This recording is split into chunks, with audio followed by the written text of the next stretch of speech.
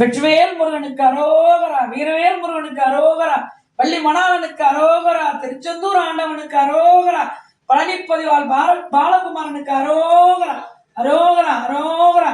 எல்லா புகழும் இறைவனுக்கே, எல்லா புகழும் முருகனுக்கே. இன்னைக்கு டே 1 நம்ம கந்தசஷ்டி விரதம் முதல் நாள் ஆரம்பிச்சிருக்கோம்.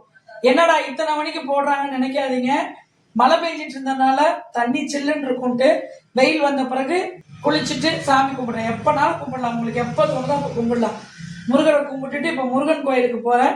போய் சாமியை கும்பிட்டுட்டு வந்து மக்களே கோயிலுக்கு போயிட்டு வந்தாச்சு. கோயில்ல கொடுத்த லெமன் ரைஸ், பால் அபிஷேக பால் கொடுத்தாங்க, சூப்பரா இருந்துச்சு.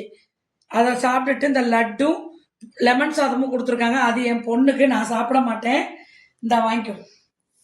இந்த பாருங்க, நான் பண்ணின பானக்கரம் பூஜையில வச்சு சாமி கும்பிட்டுட்டு கோயிலுக்கு போயிட்டு வந்து புளி, சக்கரை, நாட்டு சக்கரை, பச்சை கற்பூரம், துளசி இருந்தால் துளசி போட்டுக்கலாம், மின்ட் இருந்தால் மின்ட் போட்டுக்கலாம், புதினா போட்டுக்கலாம், ரொம்ப நல்லது. விரதம் இருக்கவங்க கண்டிப்பான முறையில் பகலில் தூங்கக்கூடாது.